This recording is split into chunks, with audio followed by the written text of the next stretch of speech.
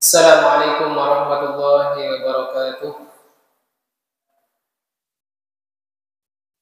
Innal hamdalillah nahmaduhu wa nasta'inuhu wa nastaghfiruh wa na'udzu billahi min shururi anfusina wa min sayyiati a'malina. May yahdihillahu fala mudilla lahu wa man yudlil fala hadiya lahu. Asyhadu an la ilaha illallah wahdahu la syarika lahu wa asyhadu anna Muhammadan 'abduhu wa rasuluh. يا أيها الذين آمنوا اتقوا الله حق تقاته ولا تموتن إلا وأنتم مسلمون. يا أيها الناس اتقوا ربكم الذي خلقكم من نفس واحدة وخلق منها زوجها فبث منهما رجالا كثيرا ونساء واتقوا الله الذي تساءلون به والأرحام إن الله كان عليكم رقيبا. يا أيها الذين آمنوا اتقوا الله وقولوا قولا سديدا يصلح لكم أعمالكم ويغفر لكم ذنوبكم ومن يطع الله ورسوله فقد فاز فوزا عظيما. أما بعد فإن أصدق الحديث كتاب الله وخير الهدي هدي محمد صلى الله عليه وسلم وشر الأمور محدثاتها فإن كل محدثة بدعة وكل بدعة ضلالة. Ikhwani fid din wa akhwati fillah rahimani wa rahimakumullah. Alhamdulillah atas izin dan karunia dari Allah Subhanahu wa taala semata kita masih dipertemukan kembali dalam majelis yang insyaallah Subhanahu wa taala dimuliakan ini. Walaupun dalam suasana yang serba terbatas, namun kita berusaha memaksimalkannya sebelum datangnya bulan Ramadan, bulan yang penuh dengan kesibukan ibadah, sehingga kita targetnya bisa dimaksimalkan biidznillah ta'ala. Baik, biidznillah malam ini kita akan bahas hadis ke-6. Qala al-muallif wa huwa al-Imam Abdul Ghani al-Maqdisi rahimahullah ta'ala an Abi Hurairah radhiyallahu anhu anna Rasulullah sallallahu alaihi wasallam qala. Dari Abu Hurairah semoga Allah meridhoinya bahwasanya Rasulullah sallallahu alaihi wasallam bersabda, "Idza syaribal qalbu fi ina'i ahadikum falyaghsilhu sab'an." Apabila ada anjing meminum pada bejana salah seorang dari kalian, maka hendaknya dicuci 7 kali. Wali muslimin, dan pada riwayat Muslim, ula bunna biturab. Yang pertama kali adalah dengan tanah. Hadis ini diriwayatkan oleh Imam Al-Bukhari nomor 172 dan Imam Muslim pada 279.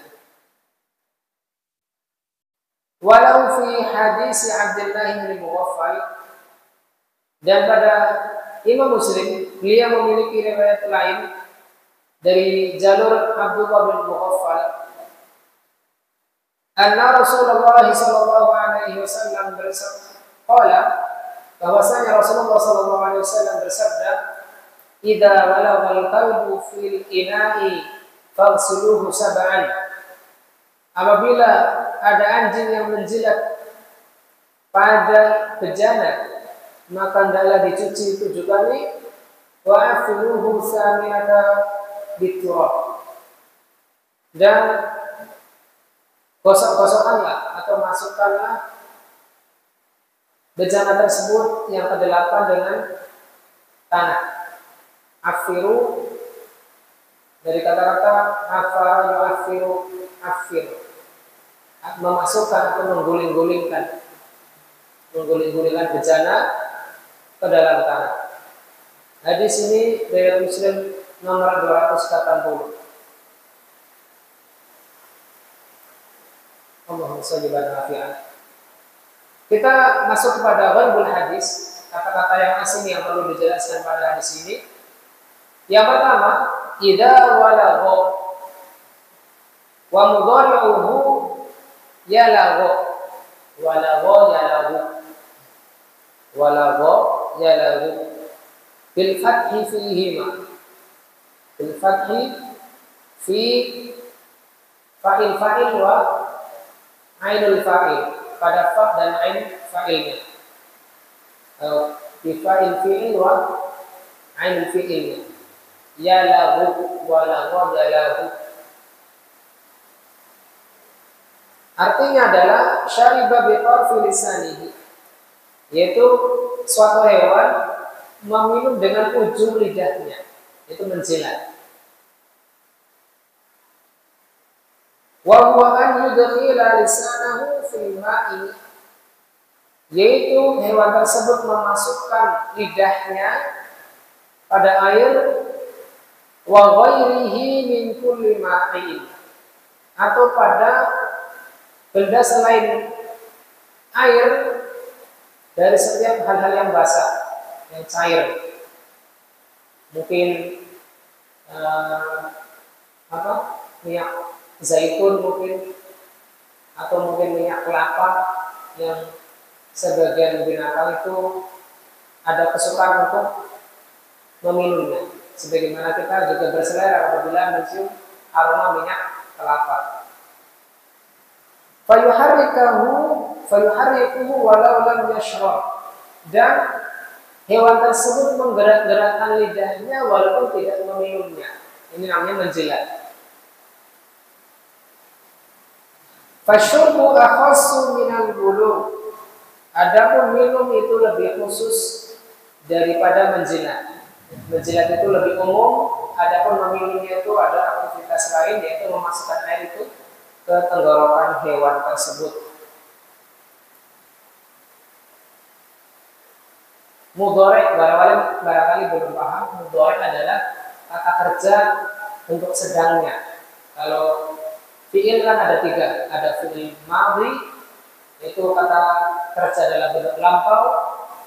Kemudian mudhari' kata kerja yang sedang dikerjakan, dan fi'il amr, kata kerja yang akan dikerjakan, yang belum terjadi. Kemudian yang kedua, afiruhu, masdarnya adalah at-ta'fir.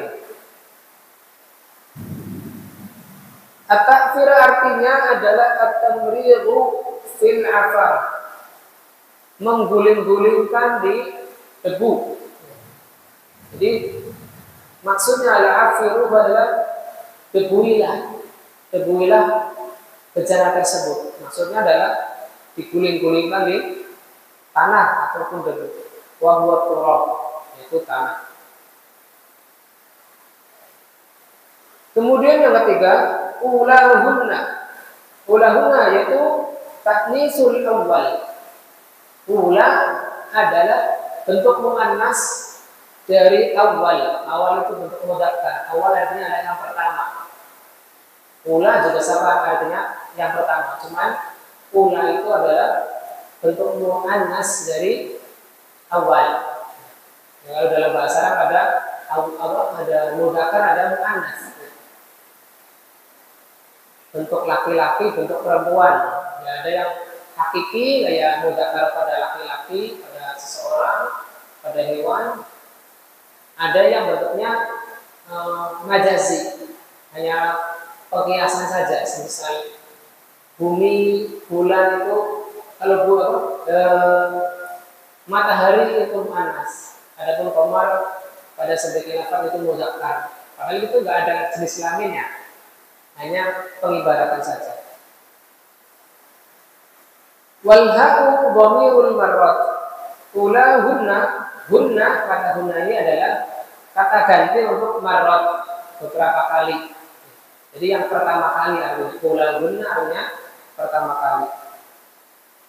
Wajah fi ba'd riwayat, dan ada di sini datang dari beberapa riwayat yang lain dengan lafaz awwaluhunna, jadi dalam bentuk mudzakkar. Bukan ulahunna tetapi awwaluhunna bilafzil mudzakkar. Li'anna ta'nitsal marrah ghairu haqiqi, karena pemuannasan dari kata-kata marroh itu tidak ada wujudnya yang hakiki. Jadi dua-duanya bisa benar. Bisa benar. Sebagaimana pada beberapa kata dalam bahasa Arab itu bisa masuk ke kategori mudzakkar dan pada saat yang lain bisa masuk kategori muannats. Kita masuk ke makna mujmal atau kata global. Makna dari hadis ini secara global adalah la makanal kalbu tatkala anjing minal hayawanatil mustaqroha termasuk dari hewan yang menjijikkan al mustaqroha allati tahmilu katsiran minal aqdar wal amrad yang mana anjing tersebut membawa banyak kotoran dan penyakit. Hewan tersebut menjijikkan karena sebabnya adalah banyak membawa kotoran dan penyakit. Amar syari'ul hakimu bi ghuslil ina, maka syariat dari Zat yang Maha Mulia Allah Subhanahu wa taala, syariat adalah Allah Subhanahu wa taala yang membuat syariat, yang mana Allah Subhanahu wa taala adalah Zat yang Maha bijaksana, memerintahkan untuk mencuci bejana alladzi walagha fihi sab'a marrat atau alladzi buligha fihi sab'a marrat, yang mana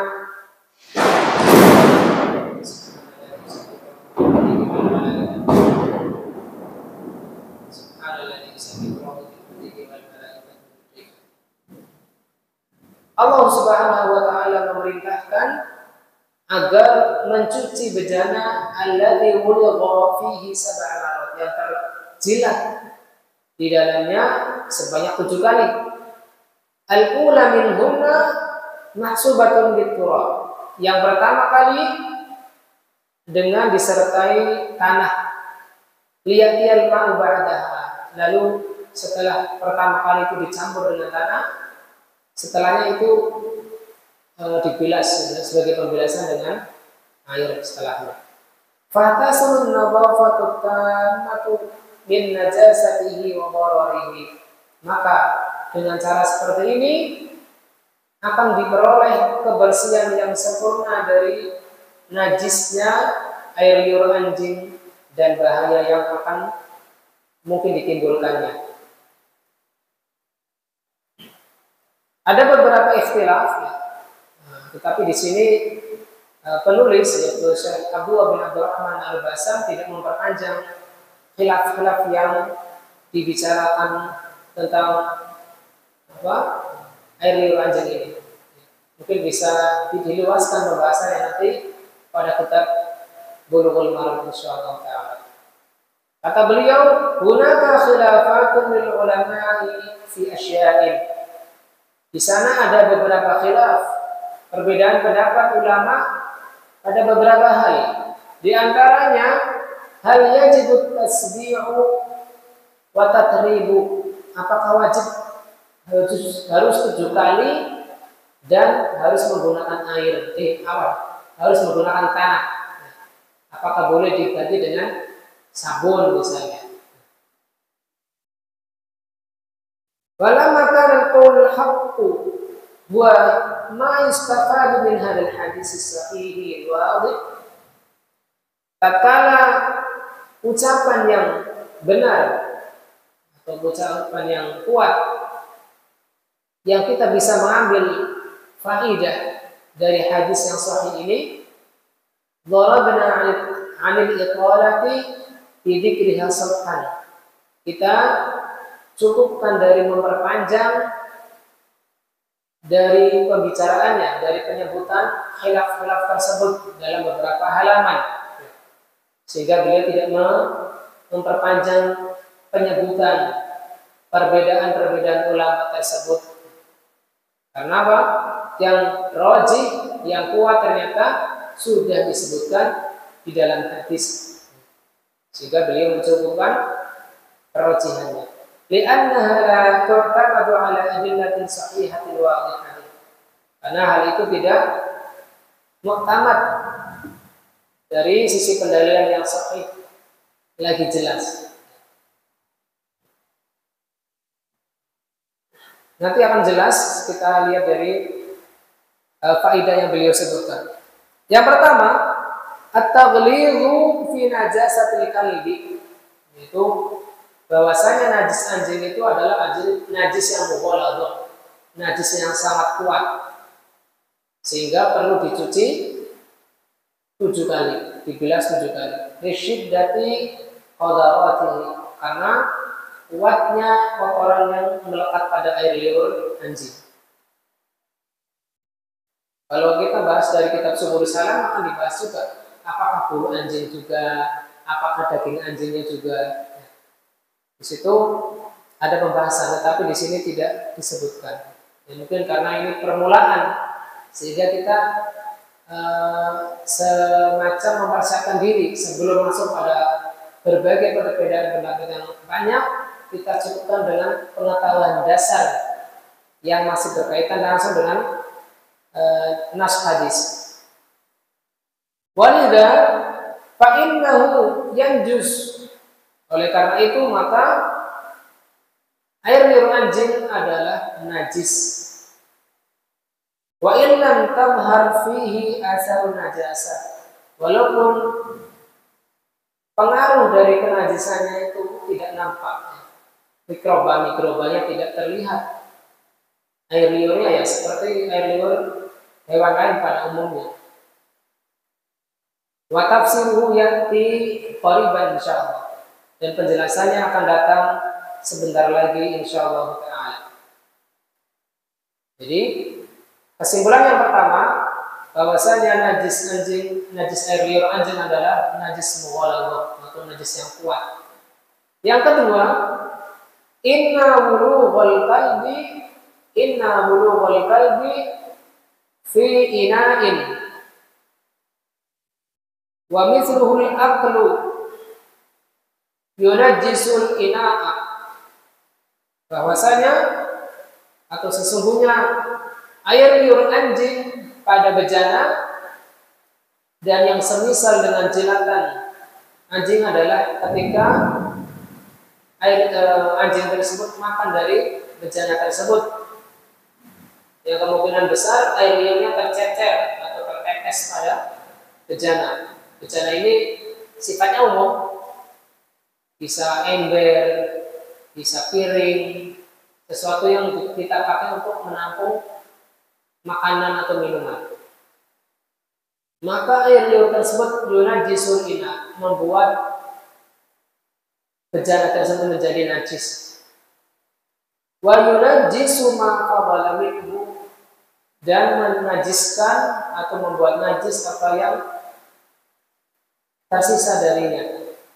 Jadi walaupun yang terkena bagian tepinya, tetapi yang dihukumi najis itu menyeluruh. Yang dihukumi najis adalah inak secara atau bejana yang secara menyeluruh, tidak hanya bagian yang terkena tetesan air liur tersebut.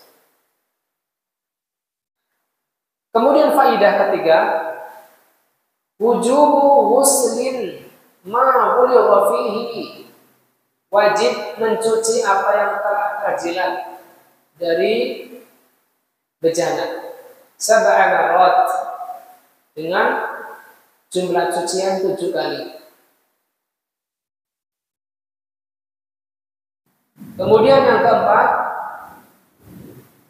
wujubu istimali at-turabi, wujubu istimali at-turabi marratan, wajib menggunakan tanah 1 kali. Wal aula an yakuna ma'al ula liya'tiyal ma'u ba'daha, dan lebih utamanya adalah menggunakan tanah tersebut pada giliran yang pertama, bukan giliran yang ke-8 atau ke-7. Tetapi yang pertama kali digosok-gosokkan, guling-gulingkan dulu ke tanah, baru itu dibilas dengan air setelahnya. Wa takunu hiya saminatu, sehingga apabila dihitung dari pencucian bejana tersebut beserta penggunaan tanah, maka hitungannya jadi 8. Ya.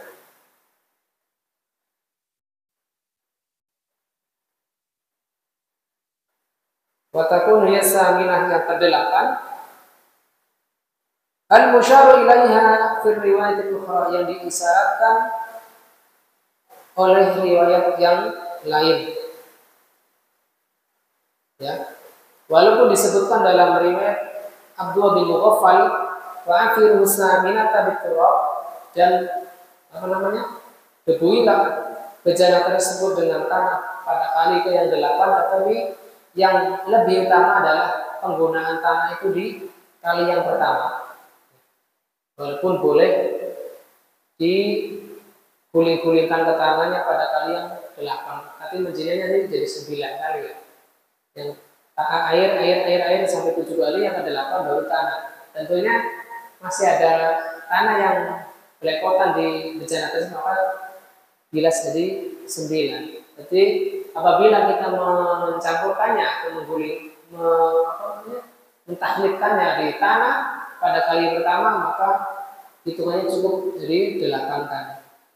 Wala farqa, dan tidak ada perbedaan baina an yutarriha al-ma'u 'ala turab, apakah dengan menuangkan air di tanah, awit turabu 'ala al-ma', apakah tanah tersebut dicampurkan ke air, atau an ya'khudha turabu al-mukhtalaq bil ma', ataukah mengambil tanah yang sudah tercampur dengan air, itu undut ya mungkin ya, tanah yang sudah tercampur dari awal, tanah yang mengandung air itu tanah kayak semacam undut ya, atau lumpur, bayu usilu bihi, dan dicucikan pada bejana tersebut. Amma mashu mawdi'in najasa biturab fala yujzi, adapun mengusapkannya daerah atau area yang terkena najis hanya dengan tanah, digosok-gosokkan tanpa dibilas dengan air, maka ini tidak cukup, tidak mencukupi. Ini faedah yang keempat. Yang kelima, inna maqama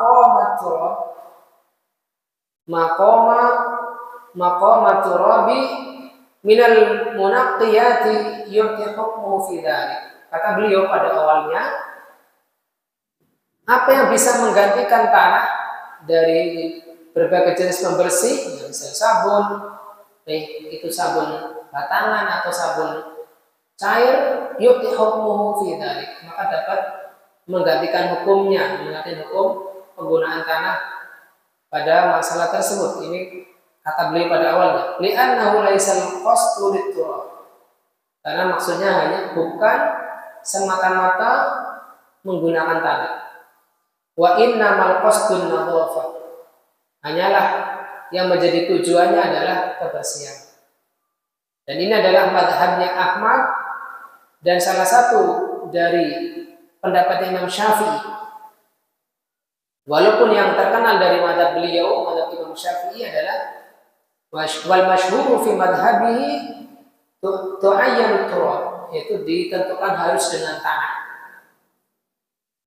Wa qawwahu Ibnu Daqiq al-Id bi anna turaba ja'a bihi nas, dan Imam Ibnu Daqiq al-Id, salah satu pembesar mazhab Imam Syafi'i, menguatkan pendapat harus menggunakan tanah karena nas hadis, teks hadis datang dengan penggunaan lafaz tanah tersebut. Wa huwa ahadul mutahhirin wa li anna al-ma'na al-mustamba ila da'ada ila an-nas bil ibtali fa huwa mardud. Kata beliau bahwasanya tanah adalah salah satu dari alat yang bisa dipakai untuk membersihkan sesuatu, dan makna yang disimpulkan apabila kembali kepada nas lalu dihilangkan, dibatalkan penggunaannya, maka ini tertolak. Qala Nawawi, Al-Imam Nawawi mengatakan wala yakumul usnan wala sabun aw ghayruhuma maqamat turabi 'ala al-asah. Dan penggunaan alkali atau garam abu, al-usnan itu artinya alkali atau garam abu ataupun apa namanya, hal-hal lain yang bukan tanah, wala sabun dan tidak pula sabun bisa menggantikan posisi tanah menurut pendapat yang lebih kuat, menurut pendapat Imam Asy-Syafi'i yang dikuatkan oleh Imam Ibnu Daqiq Al-Id dan Imam Nawawi. Apa sudah isinya? Oke. Baik, kita berhenti atau rehat sejenak untuk mendengarkan adzan Isya. Wassalamualaikum warahmatullahi wabarakatuh wa ala alihi washabbihi wasallam. Wa akhiru da'wana alhamdulillahi rabbil alamin.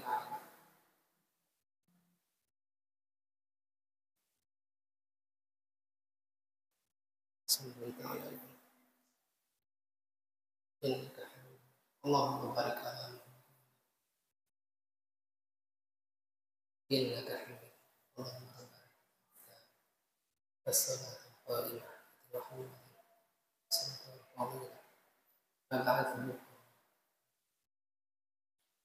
Bismillah, alhamdulillah hamdan katsiran tayyiban mubarakan fihi kama yuhibbu rabbuna wa yarda.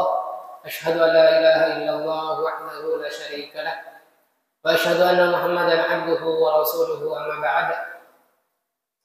Kita lanjutkan. Kata Syekh Abdullah bin Abdurrahman Al-Basam rahimahullah taala, qultu wa qad dhahara fil buhus al-ilmiyyah al-hadits annahu yahsulu min at-turabi inqa'un li hadhihi an-najasati la yahsulu min ghairihi. Telah nampak pada penelitian ilmiah populer yang terbaru bahwasanya tercapai dari tanah kebersihan dari jenis najis ini apa yang tidak bisa dicapai dengan selainnya. Wa in sahha hada, apabila pendapat ini benar, fa inna yadhharu ihda mu'jizati asy-syarif, maka ini adalah telah tampak salah satu dari mukjizat syariat yang mulia. Sehingga tentunya yang lebih utama adalah dengan penggunaan tanah apabila memungkinkan. Tetapi apabila tanah sudah tidak ada misalnya, maka boleh menggunakan sabun. Nah, ini tentunya langka ya. Hal ini dikuatkan oleh beliau, wa lafdhu 'affiruhu yu'ayyidu ikhtisas turab. Katakan Nabi SAW, 'affiruhu, yaitu guling-gulingkanlah, itu menguatkan pengkhususan tanah. Li'annal afara, secara bahasa afar artinya adalah wajhul ardi wat turab, yaitu dari permukaan bumi dan termasuk juga tanah. Itu afar atau debu, sehingga tidak bisa digantikan ataupun memudahkan kita penggunaan sabun dan lain-lain. Yang keenam, jadi di akhir pendapat beliau bahwasanya Syekh Abdullah bin Abdurrahman itu lebih menguatkan penggunaan debu dari penggunaan sabun. Yang keenam, azamatu hadhihi syariati al-mutahharah. Agungnya syariat yang mulia ini.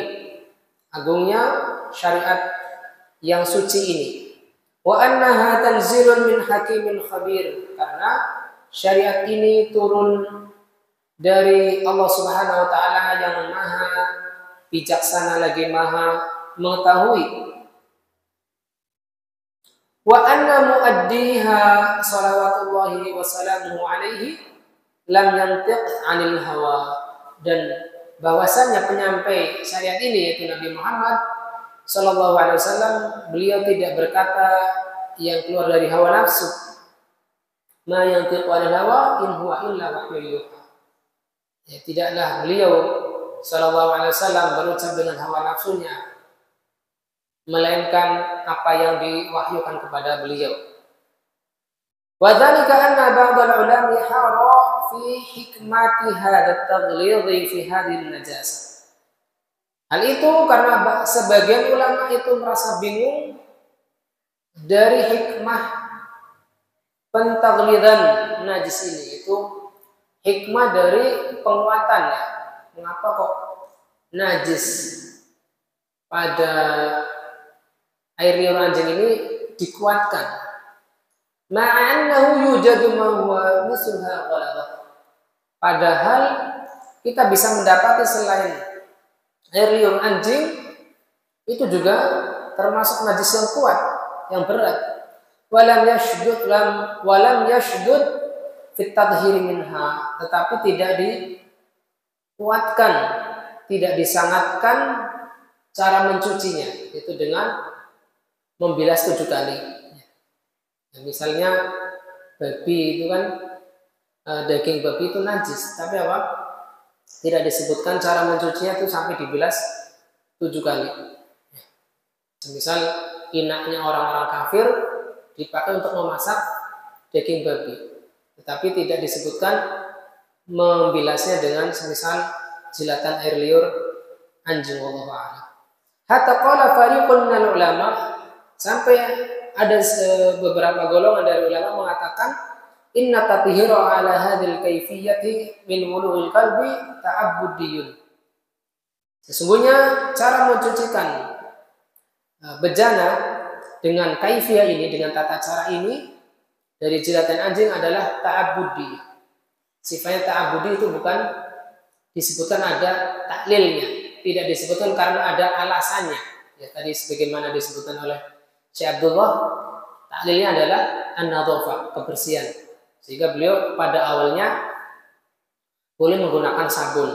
Tapi menurut beberapa ulama yang beliau nukil ini, bahwasanya ini sifatnya ta'abudi, hanya kita ikuti saja kaifiyahnya, nggak perlu kita ganti. Misalnya nggak perlu diganti 7 kali, cukup dengan clean misalnya 1 kali, maka itu tidak boleh karena ini sifatnya ada sisi ta'abudinya. La tuqalu hikmatuhu, yang hikmahnya tidak bisa dilogikakan. Hatta ja'at tibul hadisu biktisyafatihi wa mukabbiratihi, sampai ada dokter modern yang menemukannya dengan penemuan mereka dan mikroskop yang mereka gunakan. Fa asbata anna fi lu'abil kalbi, dan ditetapkan pada air liur anjing mikrobat, ya, mikrobat itu apa? Mikroba wa amradan fatakah, ada kuman-kuman penyakit yang fatal ataupun mematikan. La yuziluhal ma'u wahdahu, yang tidak bisa dihilangkan dengan air semata. Tidak bisa dihilangkan mikroba pada air liur anjing itu dengan bilasan air semata, harus dengan tanah. Ini termasuk keajaiban yang Allah Subhanahu wa taala berikan pada tanah sehingga bisa memadamkan bahaya air liur anjing.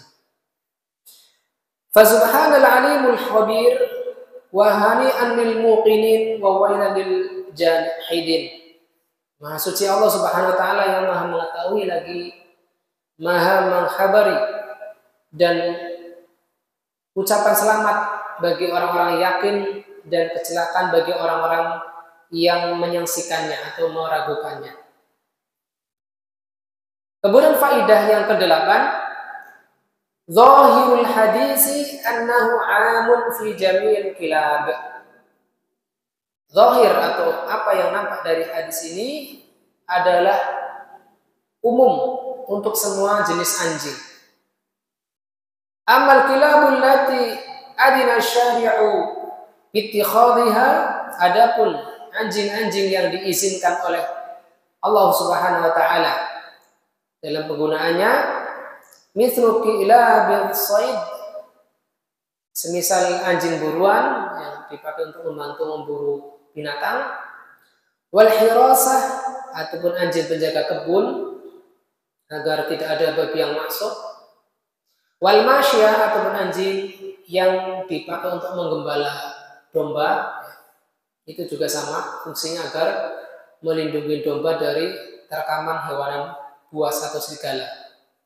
Faqad qila inna ijabil ghusli ala ma yahsul minha fihi harajun. Sesungguhnya keharusan mencuci apa yang terkena dari air liur anjingnya, dari jenis-jenis anjing tadi, anjing buruan, anjing penjaga maupun anjing yang dipakai untuk menggembala domba, apabila harus dicuci dengan 7 kali yang seperti yang tadi, maka ini ada haraj, ada masyaqqah, ada hal yang memberatkan. Farrukhsatu bittikhadhiha qarinatun taqudu ila takhsisit tasbi'i bighairiha. Maka keringanan menggunakan anjing buruan, anjing apa tadi? Anjing menjaga kebun ataupun anjing penggembala, itu menuntun kita pada penggunaan pengkhususan 7 kali bilasan itu untuk anjing-anjing selainnya. Untuk anjing-anjing yang tidak dipakai untuk 3 fungsi tersebut, ya. Fungsi buruan, fungsi menjaga kebun atau menggembala kambing. Adapun apabila anjing itu adalah anjing liar yang tidak digunakan untuk 3 fungsi tadi, maka kembali kepada asal penggunaannya, yaitu apabila terkena jilatan anjing-anjing itu yang umum, maka harus dibilas 7 kali. Adapun anjing-anjing yang dialihfungsikan sebagai anjing pemburu, anjing penjaga dan anjing penggembala, maka tidak terkena kewajiban membilas sampai 7 kali. Wallahu ta'ala a'lam. Kita masuk sedikit ke hadis ke-7. Ya, walaupun ini hadis ke-7 juga cukup panjang, mungkin kita bacakan sebagiannya saja. Kata Syekh Abdul Ghani Al-Maqdisi rahimahullah ta'ala, an Humran maula Utsman ibn Affan, dari Humran, ya, bekas budak Utsman bin Affan, annahu ra'a Utsman da'a biwudu'in, bahwasanya dia melihat Utsman bin Affan meminta air wudu, fa'afragha 'ala yadayhi min ina'ihi, lalu Utsman menuangkan air tersebut pada kedua tangannya dari bejananya.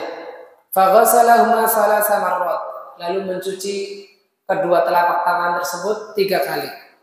Tsumma adkhala yaminahu fil wudu, setelah dibasuh telapak tangan tersebut, tangan kanannya beliau masukkan ke wudunya, ke air wudunya, dicelupkan, dimasukkan. Summa tamadmada wastanshaqa wastansar. Kemudian setelah beliau mengambil cadukan dari tangan kanannya, beliau berkumur-kumur, kemudian menghirupkan air ke hidung lalu menghembuskannya. Jadi dengan satu cadukan beliau berkumur-kumur, begitu juga dengan istinsyak atau menghirupkan air ke hidung. Summa ghassala wajhahu salasan, kemudian beliau membasuh wajahnya 3 kali. Sama kaifiahnya dengan mencadukan tangan kanan, bukan 2 tangan kayak gini, bukan, tetapi tangan kanan boleh dibagi kayak gini biar merata ke wajah. Tetapi untuk tamat madha dengan berkumur, maka cukup dengan tangan kanan lalu kita ginikan. Adapun untuk dibasuhkan ke wajah, maka kita boleh membaginya menjadi 2, lalu kita basuhkan ke muka. Wa yadaihi ilal mirfaqaini salasan, kemudian beliau membasuh kedua tangannya sampai ke sikunya. Jadi diciduk lalu kita alirkan. Nah, dialirkan seperti ini. Bukan kosong-kosong, bukan, tetapi gini, dialirkan, kita ratakan dengan tangan kiri. Bagaimana dengan tangan kiri? Apakah kita tangan kiri ceduk? Bukan, tangan kanan lagi. Tapi alirkan dengan tangan kanan.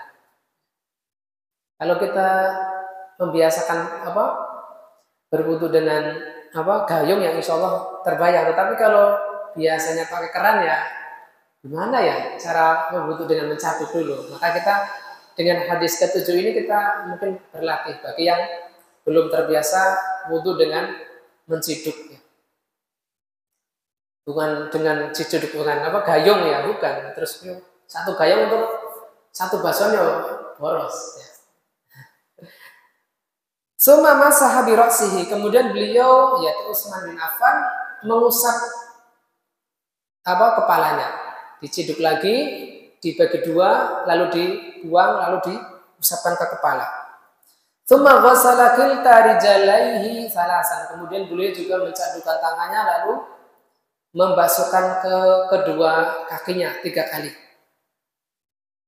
Summa qala, kemudian beliau berkata, ra'aitun nabiyya sallallahu alaihi wasallam tawadda'a nahwa wudu'i hada. Aku melihat Nabi sallallahu alaihi wasallam berwudu semisal wuduku ini.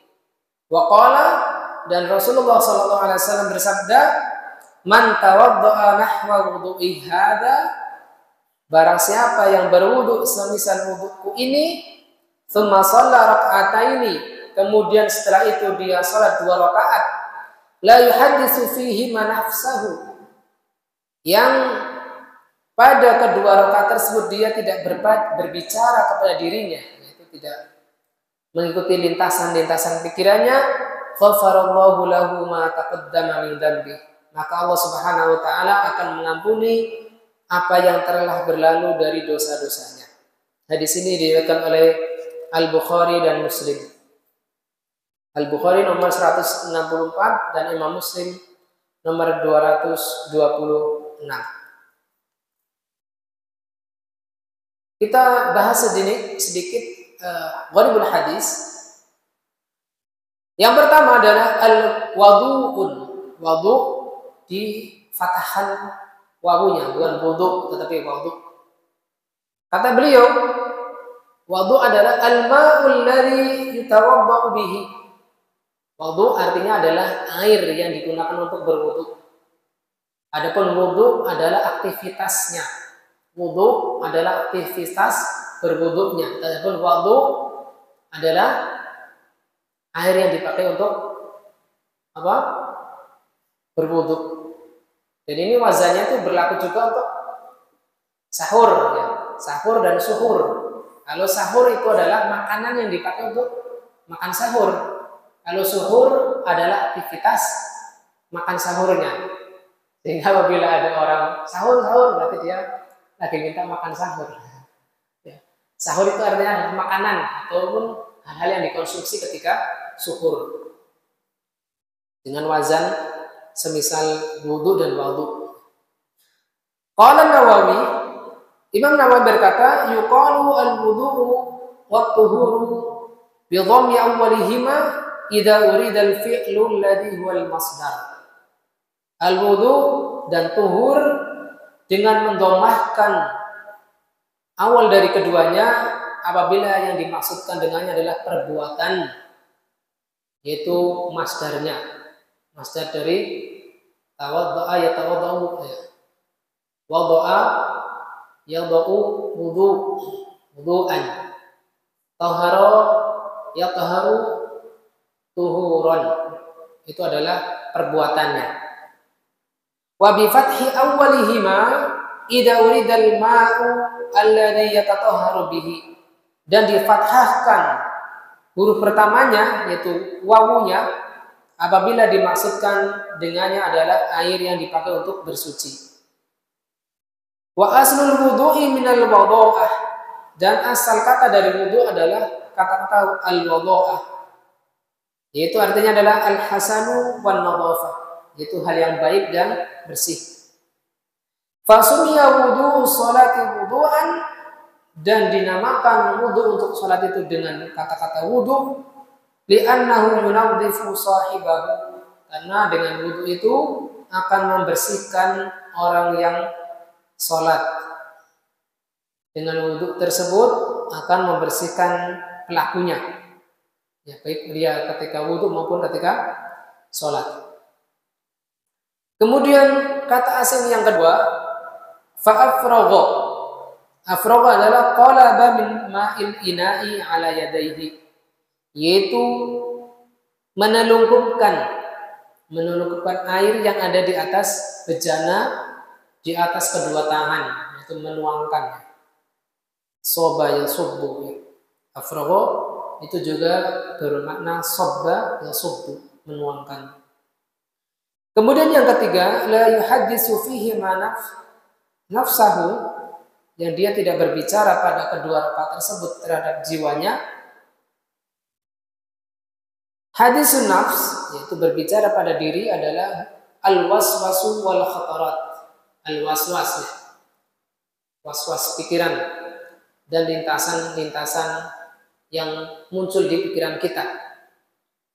Wal muradu biha huna maka nafi syu'unid dunya, dan apa yang dimaksudkan pada hadis tersebut adalah apabila waswasnya dalam masalah duniawi, yakni fala yastarsilu fi dzalik, apabila waswas tersebut terurai, lepas terurai mempengaruhi seseorang pada sholatnya sehingga dia tidak khusyuk melaksanakan 2 rakaatnya. Dia sibuk dengan pikirannya ketika sholat, tidak fokus memikirkan apa yang dia baca, baik dari dzikir-dzikir ketika ruku dan sujud maupun ketika membaca ayat Al-Quran. Wa illa fal afkaru yata'addaru salamatu minha. Apabila yang dimaksudkan bukan was-was tentang dunia, tentang urusan dunia, maka pikiran itu tidak bisa selamat, tidak bisa lepas dari berpikir hatta ketika sholat. Sehingga yang dimaksudnya adalah dia sibuk dengan urusan dunia. Apapun apabila dia memikirkan isi dari bacaannya, mentadaburi dzikir-dzikir ketika sholat, maka itu bukan termasuk cakupan dari hadis ini, ya. Yang mana kata Nabi Sallallahu Alaihi Wasallam, summa shalla raka'ataini la yuhaditsu fihima nafsahu. Kemudian yang keempat, ilal mirfaqaini, sampai ke sikunya. Ila di sini adalah ma'a. Ila di sini adalah bermakna bersama. Jadi ma'al mirfaqaini. Jadi sikunya itu termasuk yang dibasuh, bukan kita basuh sampai sini saja, bukan, tetapi kita usapkan sampai kita alirkan air itu sampai melewati kedua siku kita. Itu makna ila, itu maknanya adalah bersama, bukan sampai. Kemudian yang kelima, kata-kata summa, ya, di dalam hadis kata Humran menceritakan wudunya Utsman bin Affan, fa'afraga ala yadayhi min ina'ihi fawasalahuma thalatha marrat summa adqala bi yaminahu fil wudu. Summa, kata-kata summa di sini adalah kemudian. Kata Syekh Abdullah, lam yuqsad biha huna at-taraqi. Tidak dimaksudkan dari penggunaan kata-kata summa ini adalah at-taraqi, yaitu tidak berdekatan waktunya. Tidak berdekatan atau tidak satunya tertib tawali. Sedangkan tawali di sini termasuk rukun dari wudu. Tawali itu adalah rukun dari wudu. Sehingga apabila seseorang berwudu, habis cuci muka misalnya, habis basuh muka, dia tinggal air wudunya sambil minum dulu, terus balik lagi misalnya. Itu adalah tidak tawali, tidak berdekatan penggunaannya. Di sini maksud tidak dimaksudkan dari kata-kata summa di sini adalah at-taraqi, adalah ada kelonggaran waktu. Kama huwal aslu fi ma'naha. Wa inna ma qusida biha mujarrad tartib. Hanyalah penggunaan kata-kata summa di sini dimaksudkan hanya sekedar urutan saja. Waqad asyara Ibnu Hisham fil Mughni, dan telah diisyaratkan oleh Ibnu Hisham di dalam kitab Al-Mughni, war-Radi fi Syarhil Kafiyah, dan diisyaratkan pula oleh Ar-Radi dalam Syarah Al-Kafiyah, ila annaha qad ta'ti li mujarrad tartib. Ya, jadi penggunaan kata-kata summa ini bukan hal yang sebagaimana makna asalnya, itu ada kelonggaran jeda antara satu gerakan dengan gerakan wudu yang lain, tapi hanya mengisyaratkan adanya urutan-urutan itu saja. Ya, karena dalam nahwu apabila gerakannya itu berdekatan itu penggunaannya dengan kata-kata fa. Misalnya hadis Nabi sallallahu alaihi wasallam, "Idza kabbara fakabbir." Apabila imam bertakbir maka hendaknya makmum ikuti dengan segera bertakbir, tidak mengulur-ulur waktu takbir makmum sehingga misalnya sampai pada dhalin dia baru takbir. Tapi apabila dia mendengar imam bertakbir maka segeralah ikut bertakbir. Begitu juga dengan gerakan wudu. Ya. Jadi kita ikutkan gerakan satu dari rukun satu ke rukun yang lain dalam waktu berdekatan dan berurutan. Yang keenam, nahwa wudu'i. Ja'a fi ba'd al-fadhil hadzal hadis. Ada sebagian hadis yang datang dengan lafaz misla wudu'i hadza. Nahwa dan misla. Wa makna nahwa wa misla mutafawitun. Kata-kata nahwa dan misla itu berbeda atau berlainan. Fa inna lafdhata misla taqtadi dhahiral musawah min kulli wajhin. Karena penggunaan kata misla itu berkonsekuensi adanya kesamaan dari segala jenisnya, dari semua sisinya. Adapun nahwa fama tu'ti ma'nal misliyah illa majazan. Tidak memberikan makna kesamaan dari segala sisinya, hanya kesamaan dari sisi majaznya, perhiasan saja. Wal majazu huna muta'ayyinun. Karena majaz itu di sini adalah telah ditentukan li'tibati sawabil bil mumasalah. Ya. Apabila orang itu sama wudunya dengan kesamaan dari berbagai sisi, tentunya hal ini tidak memungkinkan karena tentunya pahala wudunya beliau sallallahu alaihi wasallam dengan wudunya kita walaupun sama dari sisi kaifiahnya tentu berbeda dari sisi pahalanya. Jadi penggunaan kata-kata misla wudu'i hadza pada riwayat yang lain hanya makna secara misliyah, secara majaz saja. Tidak dari sisi pemberian pahala dari Allah Subhanahu wa taala kepada kita. Ya, jadi hanya dari kesamaan kaifiah atau tata cara semata, tetapi tidak sama dengan sisi lain, yaitu misalnya pahala dari Allah Subhanahu wa taala tidak sama dengan pahala pemberiannya kepada kita dari sisi pahala wudu. Kemudian kita masuk ke makna global dari hadis ini. Ishtamala hadzal hadisul 'azim, hadis yang mulia ini, yang agung ini berisi ala sifatil kamilah, berisi ada sifat yang menyeluruh, yang kamil, yang sempurna. Li wudu'in Nabi sallallahu alaihi wasallam, menjelaskan sifat yang sempurna atas wudu' Nabi sallallahu alaihi wasallam. Fa inna Utsman radhiyallahu anhu min husni ta'limihi wa tafhimihi 'allama sifat wudu'in Nabi sallallahu alaihi wasallam bi tariqi amaliyatin. Karena Utsman, semoga Allah meridhoinya, dengan kebaikan tata cara pengajaran beliau dan bagaimana memahamkannya beliau kepada audiens, ya, kepada orang yang memperhatikan wudunya Utsman, allamahum sifat wudu'in Nabi, beliau mengajarkan mereka tata cara atau sifat wudunya Nabi dengan cara diamalkan langsung, dengan tata cara amaliyah. Liyakuna ablagha tafahummaha, liyakuna ablagha tafahuman, sehingga orang-orang yang menyaksikan wudunya Utsman bisa mencapai pada pemahaman yang tepat, yang sempurna.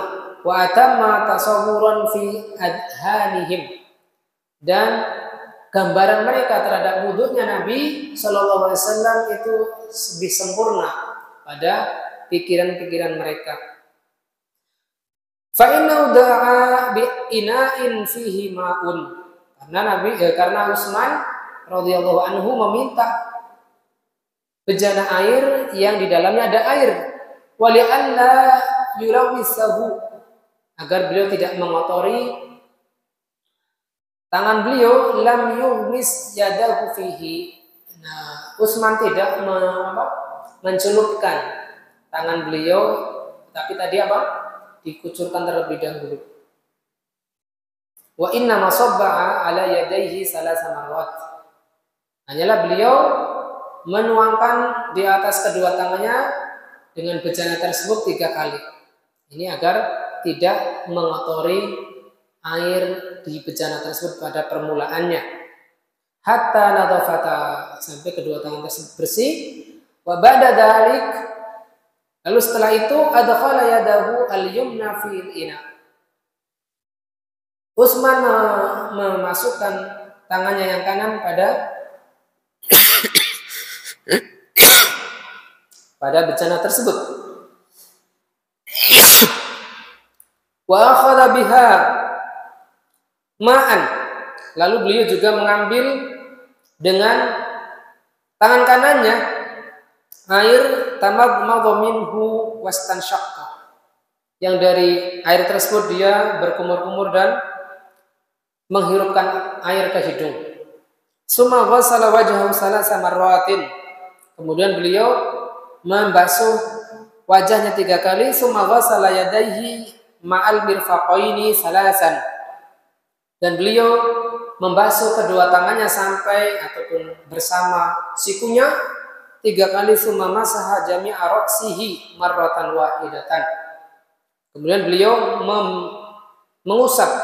mengusap itu berarti tidak mengalirkan air, dia mencaduk air, membaginya dengan tangan kiri lalu membuangnya, tidak mengalirkan air yang ada di tangan kedua telapak tangannya langsung ke kepala, tetapi dibuang terlebih dahulu.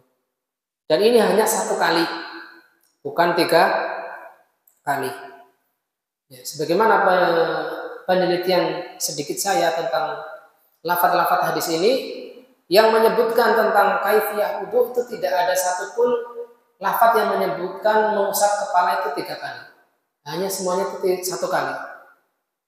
Tsumma ghassala rijlaihi ma'al ka'baini salasan, kemudian beliau membasuh kedua kakinya bersama tumitnya 3 kali.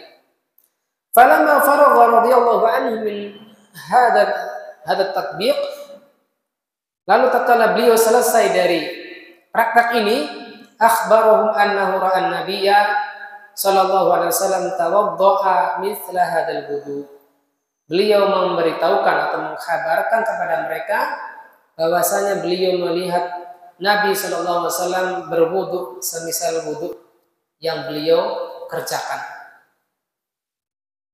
Walamma faragha sallallahu alaihi wasallam min hadzal wudu'i al-kamil, akhbarahum annahu man tawadda'a mithla wudu'ihi wa shalla rak'ataini muhdiran qalbuhu baina yaday rabbih azza wa jalla fihima fa innahu bi fadlihi ta'ala yujazihi ala hadzal wudu'il kamil. Tatkala Nabi sallallahu alaihi wasallam, sebagaimana diceritakan oleh Utsman, selesai dari wudu tersebut yang sempurna, Nabi sallallahu alaihi wasallam memberitahukan mereka bahwasanya siapa yang berwudu semisal wudunya beliau dan sholat 2 rakaat menghadirkan hatinya di hadapan Allah Subhanahu wa taala pada kedua rakaat yang dia kerjakan, maka sesuai dengan karunia Allah taala memberikan